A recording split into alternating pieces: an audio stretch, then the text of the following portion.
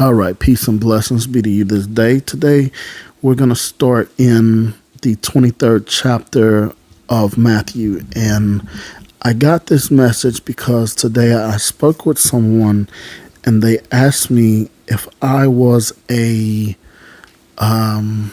Jew. And I told them no, I'm a Hebrew. And of course, the next question would naturally be, what's the difference? So I first want to tell you guys the quick answer. Okay, so the difference between myself and a Jewish person or someone who practices the Jewish faith is simply because they follow the rabbinical law. Jewish people follow the rabbinical law. Okay, I follow the Levitical law. Okay, when you hear about Paul speaking, he tells you don't follow the law.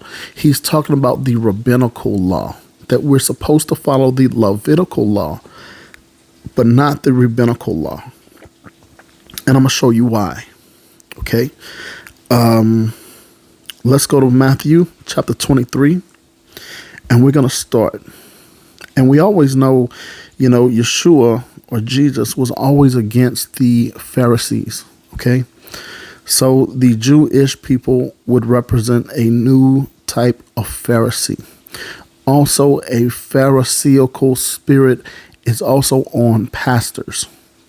Okay, of all sorts, of all denominations in the Christian faith, and also in the Catholic faith.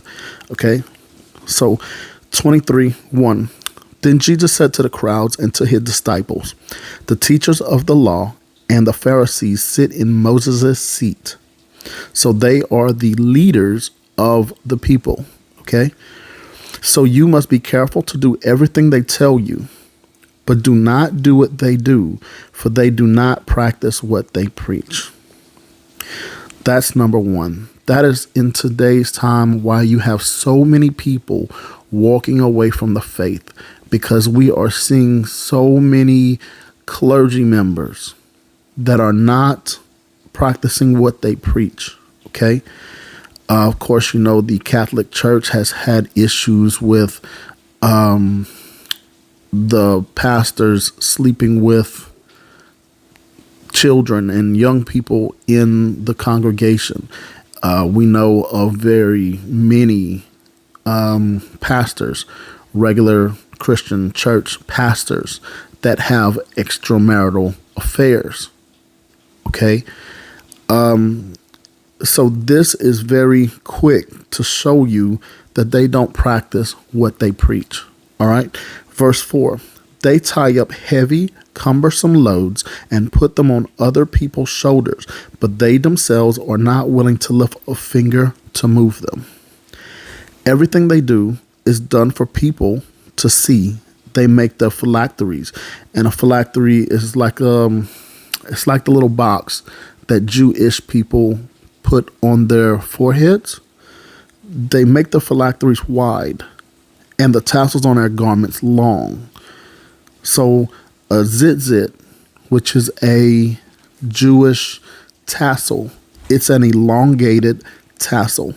Instead of it just showing the bottom, they make these long knots and different, fancy things with the tassels, and they even call them zitzits, not tassels. All right. They love the place of honor at banquets and the most important seats in the synagogues. They love to be greeted with respect in the marketplaces and to be called rabbi by others. But you are not to be called rabbi, for you have one teacher, and you are all brothers. So everybody in the faith are brothers. There is no hierarchical thing here. This is not a pyramid scheme. There's not a bunch of people on the bottom and a few people on the top. Okay. Which we can see how the Catholic Church is set up that way. You have the Pope that sits at the top, and he claims to be the only true person that can mediate between God and man, or Christ, Yeshua, and man, okay? Which is wrong. Let's see. And do not call anyone on earth Father, for you have one Father, and he is in heaven. And we can automatically see that the Catholic Church preachers, or whatever they're called fathers, okay? That is a direct, it goes directly against this word, okay? Nor are you to be called instructors, for you have one instructor, the Messiah. The greatest among you will be your servant. For those who exalt themselves will be humbled, and those who humble themselves will be exalted. 13. Woe to you, teachers of the law and Pharisees, you hypocrites! You shut the door of the kingdom of heaven in people's faces. You yourselves do not enter, nor will you let those enter who are trying to. What does that mean? Verse 13 is talking about they're lying to you. Straight up. They're lying to you. They're not telling you everything you need to know to get into the kingdom of Yah. Okay? I've said it so many times, y'all. The kingdom of Yah is based on like a parent in their house. Their house has rules. In order to enter the house, you must follow the rules. Okay? There is no other way. You cannot enter any other way. You have to follow all of the rules. Okay? And the Pharisees were not telling people all of the rules. They were not telling people the whole truth so that they can be saved. They're purposely lying to them. Your churches are purposely lying to you. Organized religion is purposely lying to you. Why? Because of this right here. Verse 13. This is what they're supposed to do. This is how you know if they are a Pharisee or if they are a true brother. If they try to lord it over you that they are above you, then they are a Pharisee. All right? And Pharisees do not allow people to go into heaven. Neither will they enter. All right? We need to make sure that we understand that. They will not make it into heaven. Your pastors, most of them, will not make it into heaven. And they are trying to keep you out as well. It's a money-making scheme nowadays. All because of verse 13. Okay? 14 is purposely not in the Bible. It has been taken out. So we're going to put that in there. And then we're going to go to verse 15. Woe to you, teachers of the law and Pharisees, you hypocrites! You travel the world over. You travel over land and sea to win a single convert. And when you have succeeded, you make them twice as much a child of hell as you are. So he's admitting, he's telling you, Pharisees are a child of hell. They are a child of the devil. They do not serve Yah. They do not serve our God. Okay? It's very plain right here. And they are creating other people to be twice as much the child of hell as they themselves are.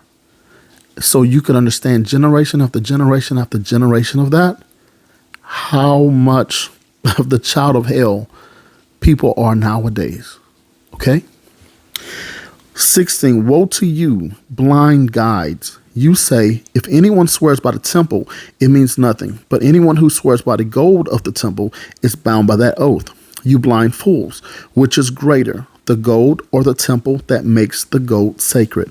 You also say, if anyone swears by the altar, it means nothing. But anyone who swears by the gift on the altar is bound by that oath.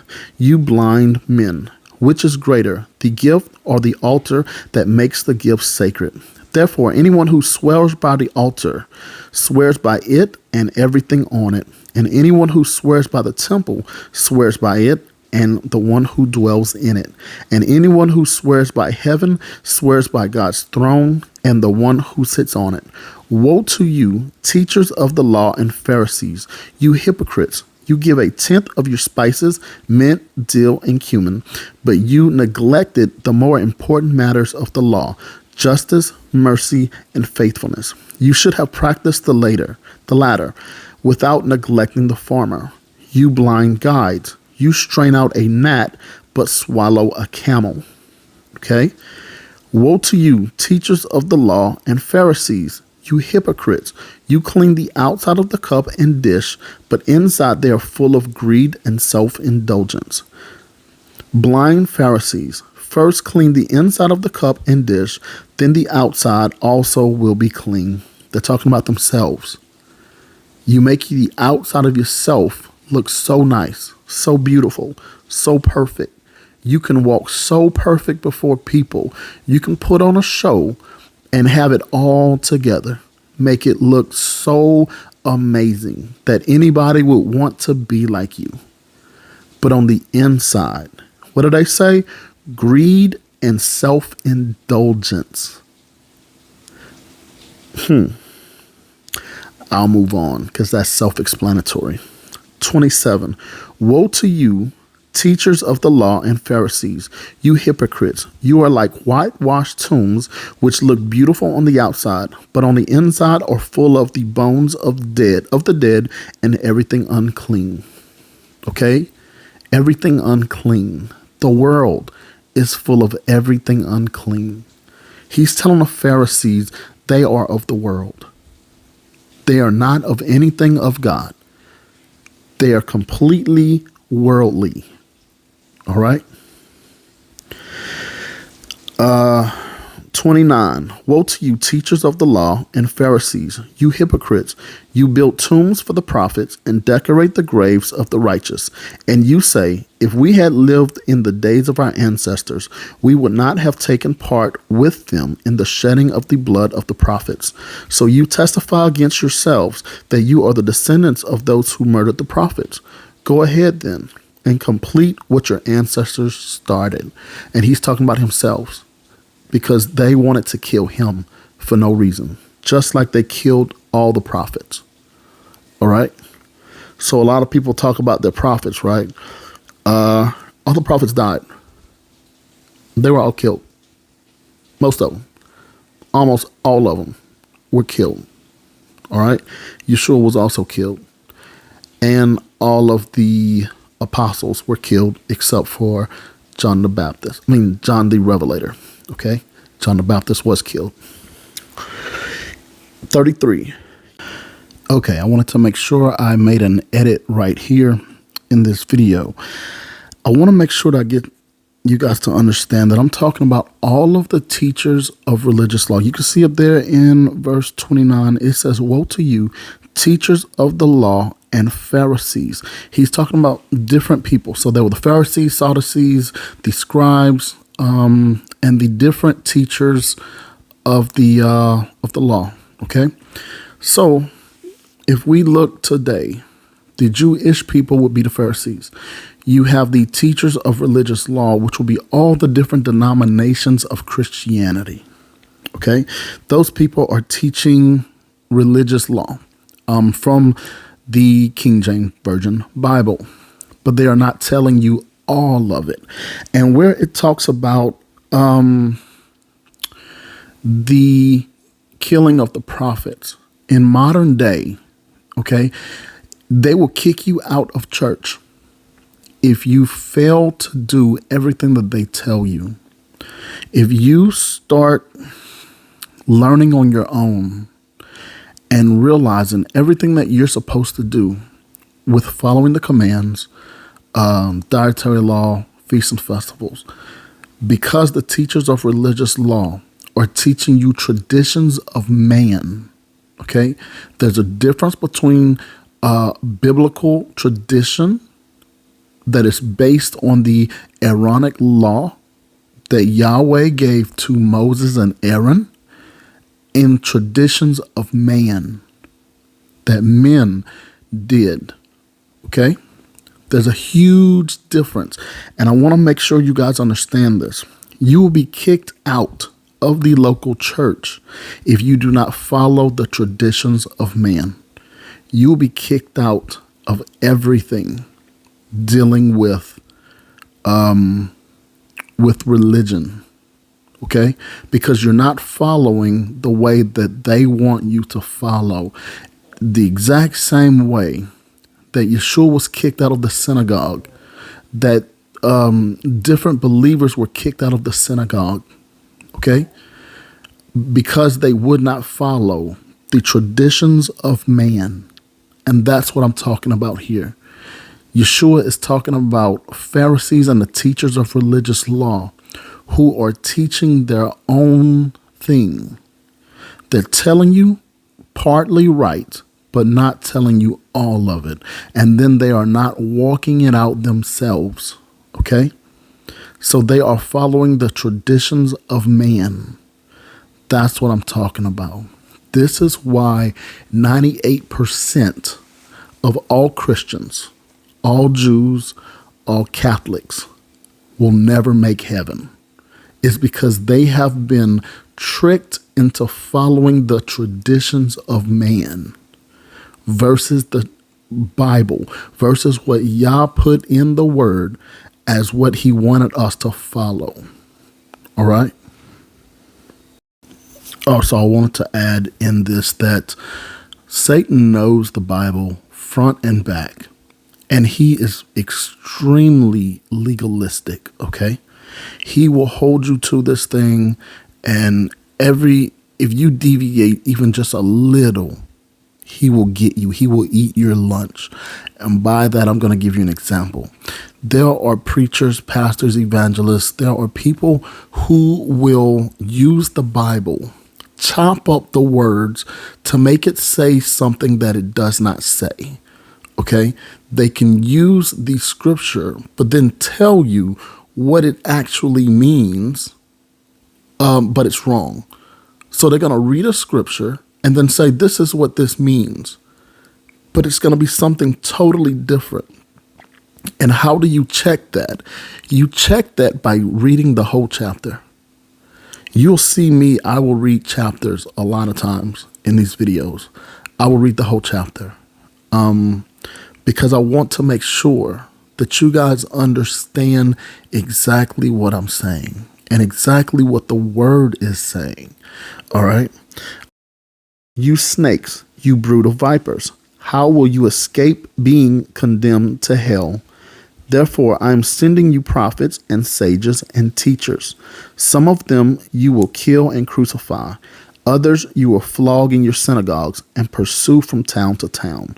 He's talking of future events. He wasn't talking about what happened in the past. He says, therefore, I am sending you prophets and sages and teachers. Meaning this is stuff that he's going to do throughout time. So today there are prophets, sages, and teachers amongst you right now. And some of them, the people who are supposedly at the top, who are supposedly the authority, right, on things that are concerning the Christian faith. Some of them you will crucify, others you will flog in your synagogues and pursue from town to town. Meaning you're going to be kicked out the church. They don't even want you in the town. They're going to run you out. That's what the Crusades were about. Okay? The Crusades were killing them, crucifying them, running them from town to town. Okay? That's what happened all throughout the Dark Ages. Okay, and I want to tell you guys that the Dark Ages started when Paul, the apostle, or Saul, started chasing the believers and putting them in prison and killing them. That kicked off the Dark Ages. So the Dark Ages started from the 1st century all the way until slavery. Okay, slavery was a result of the Dark Ages. So they were either killed by the sword, or enslaved or imprisoned. Okay, imprisonment, they pretty much got killed in prison, or they were made slaves. So the time of the Dark Ages went all the way up until the 1400s, where the transatlantic slave trade started. Okay, Yeshua is telling them what was going to happen in the future, how they were going to act in the future.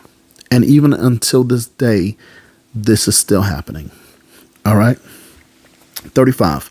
And so upon you will come all the righteous blood that has been shed on earth, from the blood of righteous Abel to the blood of Zechariah, son of Berechiah, whom you murdered between the temple and the altar. 36. Truly I tell you, all this will come on this generation. Jerusalem, Jerusalem, you who killed the prophets and stoned those who sent you. How often have I longed to gather your children together as a hen gathers her chicks under her wings, and you were not willing. Look, your house is left to you desolate. For I tell you, you will not see me again until you say, blessed is he who comes in the name of the Lord. All right. And we know what happens after this. We know that in 70 AD, the Romans came in and completely destroyed Jerusalem. Not one brick, not one wall block was left on top of the other. Exactly what Yeshua said would happen. And the land was supposed to remain desolate until Yeshua came back. But he also wrote about that in the book of Revelation. And elsewhere, when he said that there would be the abomination of desolation standing in the holy place that is in Jerusalem, in the land of Jerusalem, where the temple once stood. And it's going to be that way until he comes back. Who are the people who are standing on that land right now?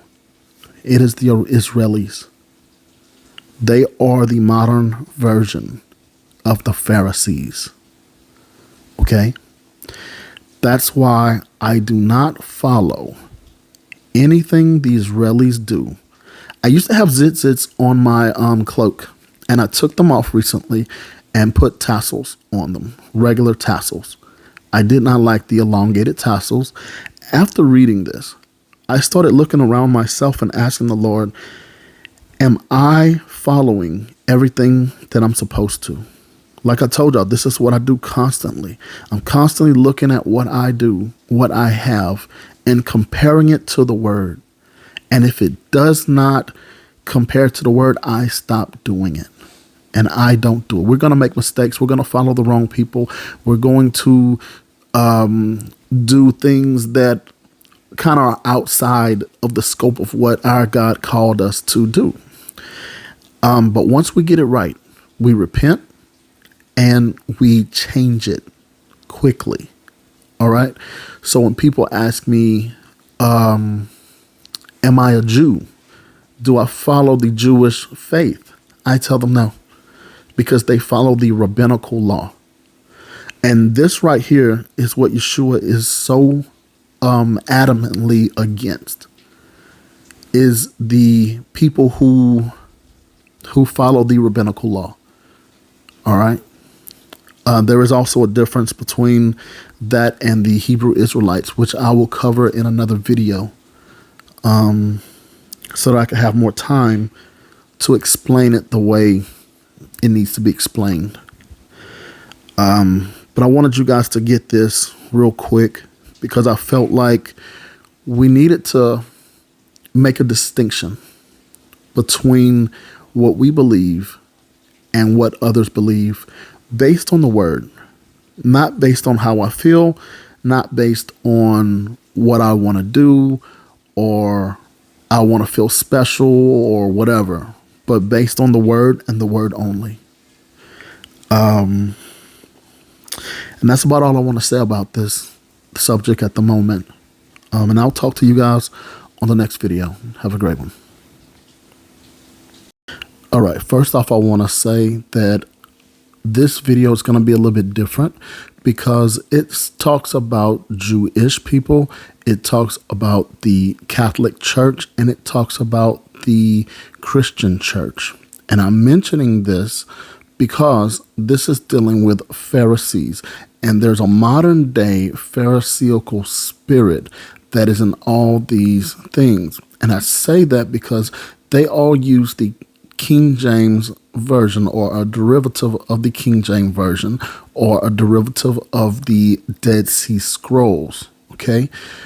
The Torah is part of the Old Testament, which is in the King James Version Bible, which the Jewish people use. The Catholic Church, they have made their own Bible, but they also loosely follow the King James Version Bible.